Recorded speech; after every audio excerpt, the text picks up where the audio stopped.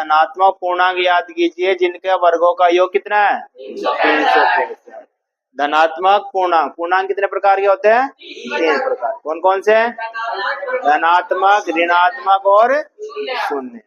धनात्मक को positive integer, ऋणात्मक को नेगेटिव इंटीजर्स और शून्य को जीरो इंटीजर्स। ठीक है। अब उसने किसकी बात करी है? धनात्मक, यानी प्लस का आना चाहिए, यानी एक से ज्यादा आना चाहिए। कितना आना चाहिए? एक से ज्यादा, एक दो को लगातार आना चाहिए, क्रमागत, छोड़ना नहीं चाहिए। एक आ गया फिर 5 आ गया, जैसे 4 आ गए 10 आ गए, ऐसे नहीं आना चाहिए। कहीं से भी स्टार्ट हो सकता है, ठीक है ना।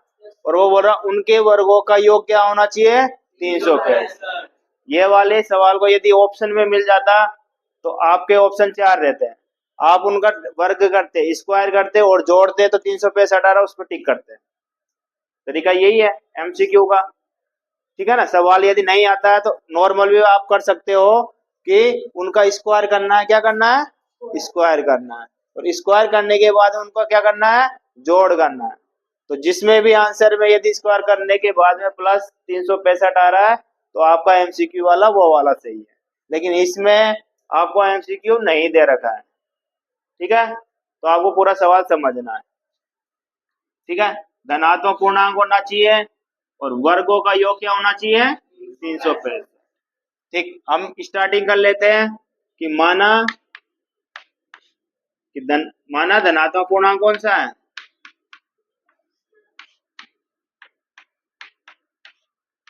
एक धनात्मक पूर्णांक कौन सा है? x। तो x होगा तो x से बाद वाला x+1, यही होगा, ठीक है ना।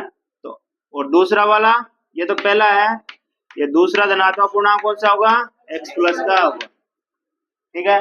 ये अपन ने अपनी मर्जी से मानना है, ठीक। उनका क्या करना है बेटा? वर्ग करना है। तो वर्ग कर दे, पहले का वर्ग प्लस दूसरे का वर्ग ये होगा, ठीक। उनका जोड़ योग कितना आना चाहिए 365। सही लिखा? क्या है कि दो धनात्मक पूर्णांक हमने माना कि पहला x है, दूसरा x+1 है। दोनों का स्क्वायर किया मैंने, वर्ग किया है, वर्ग करने के बाद में जोड़ा है, तो कितना लिखा मैंने 365, ठीक है। अब इस सवाल को सिंपल बनाना है, सवाल लिख दिया, अब सब चीज भूल जानी है, इसको सिंपल बनाते जाना, x का मान निकालना है। लिख क्यों रहा है? वो आ गया x² a+b का होल स्क्वायर, अभी करके आए थे, x² प्लस का 1 फिर 2x, इधर है 300, ठीक है। सबको एक साइड ले आओ, ये x और x कितना हो गया x² भी है, यहाँ भी x², कितना x² होंगे 2x², ठीक है। +1 है 2x है, +1 2x, इसको इधर लेके आओ, माइनस का 365, यहाँ क्या बचेगा 0, ठीक। अब यहाँ पे आ जाओ, ये x² बचेगा, ये देखो 365 में एक माइनस हो रहा है, बड़ी संख्या माइनस की है, छोटी संख्या प्लस की है, तो एक प्लस का एक माइनस का तो घटाएंगे, 365 में से एक गया तो बड़ी संख्या माइनस की है तो माइनस, ठीक है। बाकी 2x तो लिखना ही है 364, ये समझ में आया सबके?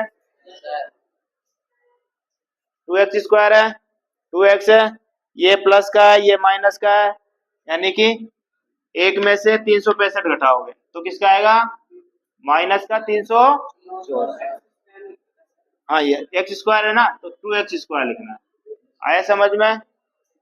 ठीक, अब सिंपल हो गया। क्या ये द्विघात समीकरण, क्या प्राप्त हुई है द्विघात समीकरण मिल गई।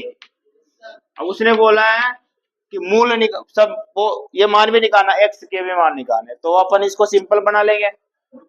आ जाओ, ABC कौन लिखेगा? अपन ही लिखेंगे। कौन और कौन लिखेगा भाई? A B और A का मान कितना है 2, B का 2, C का -2, 2 माइनस के 364। आगे समझ में? जब x का मान निकालेंगे तो x का मान बराबर क्या होगा, माइनस का b plus minus 4ac upon में, ठीक है। मान रख दो, माइनस माइनस b का मान कितना है 2 प्लस माइनस b का स्क्वायर, तो 2 का स्क्वायर कितना है, ये लो 4, a का मान, c का मान 364 बटे में, यहाँ तक आया समझो सबके, ठीक। अब देखो माइनस का 2 प्लस माइनस सॉल्व करो इसको, 2 का स्क्वायर 4 माइनस ये माइनस और ये माइनस है, गुणा होगा तो 4 दूनी 8, 8 को 364 से गुणा करोगे तो 8 चौक 32, 3 बचेगा, ठीक है। फिर 8 छिकी 48, 48 और 3 51, 51 का 1, फिर 5 लगेगा, फिर 8 दिया 24, 24 और 5 29, सही है। नीचे क्या बचेगा 4, ठीक। इसको जोड़ेंगे अपन तो 29 29 16 हो जाएगा, होएगा ना। माइनस का 2 प्लस माइनस 29 16, ये किसी का वर्ग रूट स्क्वायर रूट है क्या, 29 16 है। पहले नहीं आ रहा तो ये तो देखो 35 का कितना, वो 45 का कितना होता है 25, 20 25 यही होएगा। अरे 45 का कितना होएगा और 50 का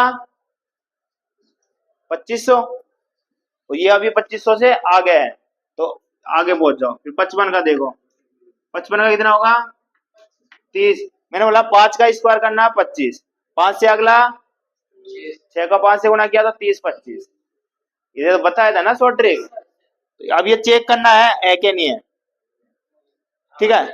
ये किसके बीच में 55 और 50 के बीच में आएगा, ये आएगा ना 50 और 55 के बीच। अब मेरे को ये बताओ कि किसका इकाई का अंक स्क्वायर करने पर 4 6 आता है। भाई 55 के बाद में 51 करोगे तो 1 का 1 आएगा, 52 करोगे तो 2 का स्क्वायर 4, सिर्फ ये देखना आप, सिर्फ पीछे 3 का करोगे तो 2 और 4 का करोगे तो 6 आएगा ना।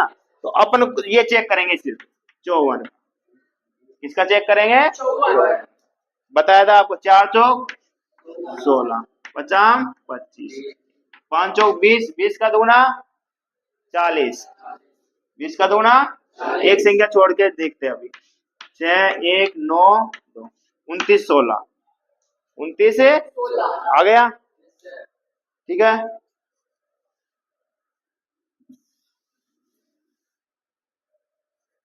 तो ये 29 16 किसका हुआ है 54 का, किसका हुआ है 54 का। तो यहाँ आ जाओ, माइनस का 2 प्लस माइनस 54, ठीक है ना, बटे में कितना है बेटा 4। अब एक बार प्लस लेंगे और एक बार माइनस लेंगे, तो मैं यहाँ पर ही कर देता हूँ, ये प्लस वाला और एक बार माइनस, ठीक है। 2 आंसर आएंगे। अब बताओ 54 में से 2 गए तो 52, 52 में 4 का भाग दोगे तो 13 चौक 52 होते हैं, तो कितना आया 13। इधर भी देख लो 54 और 2, ठीक है। यहाँ पे देखो बेटा माइनस का 2 और माइनस का 54 दोनों मिला के कितना होंगे माइनस के 56, यानी माइनस के 56, 56 में 4 का देंगे भाग तो माइनस के 14, माइनस के 14। तो अपने 2 मान आए हैं, एक तो 13 और एक माइनस के 14।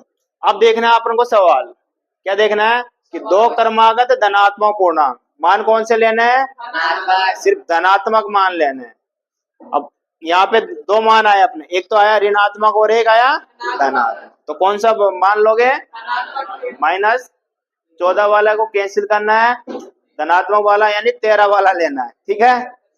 कौन सा लेना है 13, इस 13 वाले माइनस को आगे जो प्रोसेस करोगे ना, तो बेटा आपको इसमें भी यहाँ से स्टार्ट करना है। यहाँ तो मैंने आपको बता दिया, लेकिन अब यहाँ से स्टार्ट करना है कि पहले x का मान क्या रखोगे, यहाँ पे पूरा लिखना है x बराबर 13। तो ये क्या है, पहली संख्या, यानी पहला मान या पहली संख्या। तो जब दूसरी की बात करोगे आप, तो दूसरी लिखोगे तो दूसरी कौन सी है, x प्लस 1। तो फिर यहाँ करो 13 प्लस 1 बराबर 14। तो आपके जो आंसर लिखोगे, पहली संख्या कौन सी है 13 और दूसरी 14, तब जाके आपके पूरे नंबर मिलेंगे। ठीक है।